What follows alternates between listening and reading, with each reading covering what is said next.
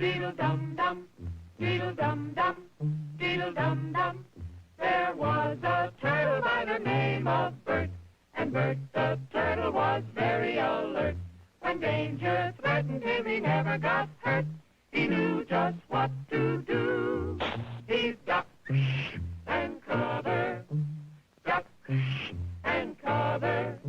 He did what we all must learn to do. You and you and you and you, duck and cover.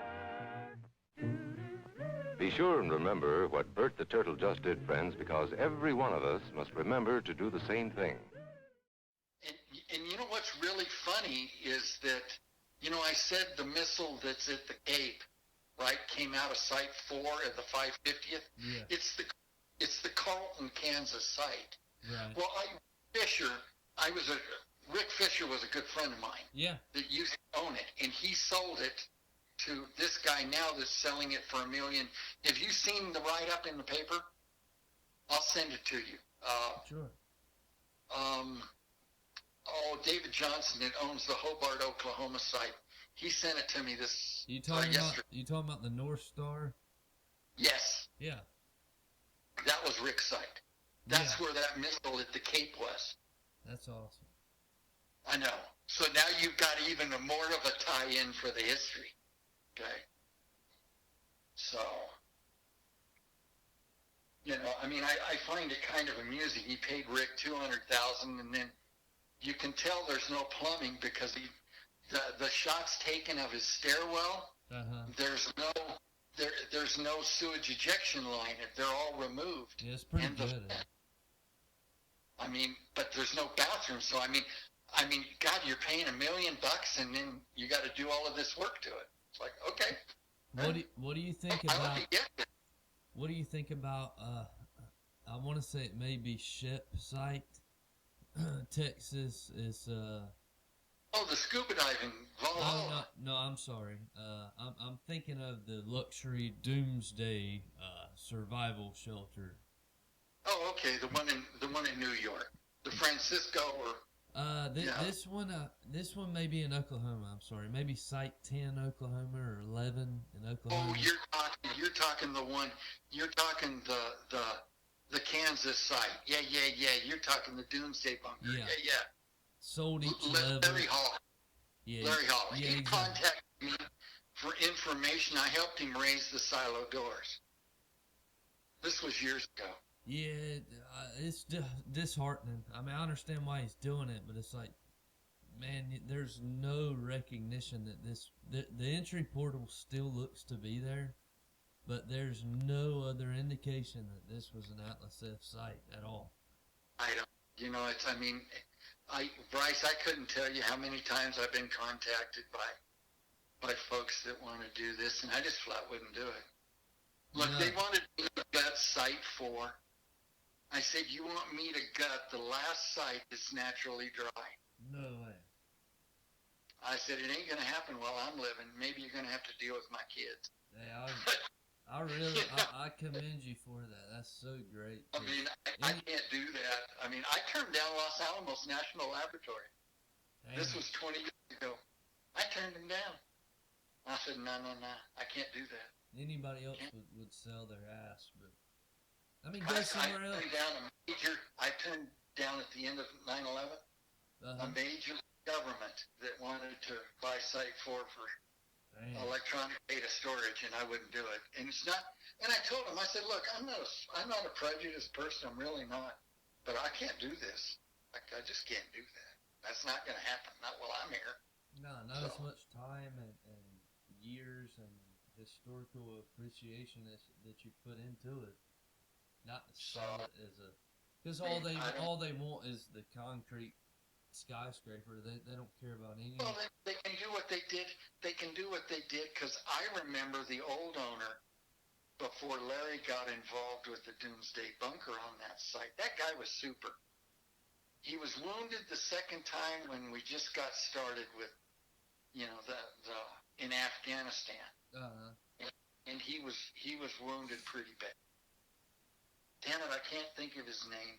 His dog, believe it or not, it had about 50 feet of water. His dog goes flying off the end of level 2 into the water, into the silo, not realizing there's no structure there. Dang. Goes all the way, I think it was a retriever? I think he had a retriever. Jeez. And I was like, no way. And he was like, yeah, the fire department had to come out, and by God, the dog lived. Damn. I was like, well, that's one for the books. I bet he got the breath He knocked always out had of him. great ideas. In fact, that's where I got a couple of the blueprints. I don't know how he found them, but for the Kansas site, for the 550th. Because, see, that was the first Atlas F squad. So, Damn. But again, keep in mind, there weren't supposed to be 12 sites. There was only supposed to be 9 sites. Right, yes. Right? And then when President Kennedy was elected and inaugurated, at that point, he didn't want to go to build another complete basing mode. Uh-huh. He just had them increase 3 sites per squadron. So, it's just like the Titan II. Believe it or not, I've got documents that show where the outside of Rome, New York, Dreyfus Air Force Base, that was supposed to be another Titan II base. Damn. People don't know that, and I had the documents that show where the sites were going That's crazy. because they were doing the environmental testing. Why? Plattsburgh was defunct by then, right? Oh, absolutely. Why? Well, no, it really wasn't. I mean, no, because these would have been like 62, early 63. Yeah. Plattsburgh was in full operation. Sorry, I was thinking about... No, that's the easy. end of- It's easy to do with this, especially when you get first, second, and generation together. It gets damn confusing.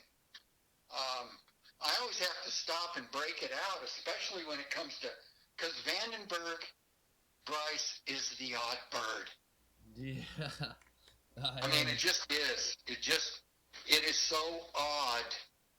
I mean, if you go on Siloworld and you pull up, the Titan 1s, Titan missiles, then go to Titan 1, you will see the OSTF 1 site. And if you look in the background of that photograph, you will see one of the roads. The road is going from left to right. That was going to I think it was 395 Bravo. Really? Titan Yeah. 2? Uh-huh. Damn. And when that site blew up, okay, in December of 1960, it blew a chunk of the cap all the way to that road, because when I was there, we could drive by and look up and see it. Damn. That's crazy. I mean, I can't fathom what that had to... I mean, any time it ejected the entire... I would love to have those in great photographs. I mean, it would tell such a phenomenal story. It's like, wow. So I don't know. I mean, the other side, so... And then, of course, the SLTF side, if you look at it, I mean, I'm there and just laughing, about what's there. And, you can't... If you look at what was originally there with all of the acoustics surrounding the missile itself... That was that was a question I was going to ask you. Yeah, it's all gone. Yeah. I mean, the only thing you're going to see is a small cable tray area built into the concrete. Yeah. And in those photographs, you can see we're following it up. But you do realize when you put that video on YouTube, you need that one photograph that has the building on top of that concrete lower section.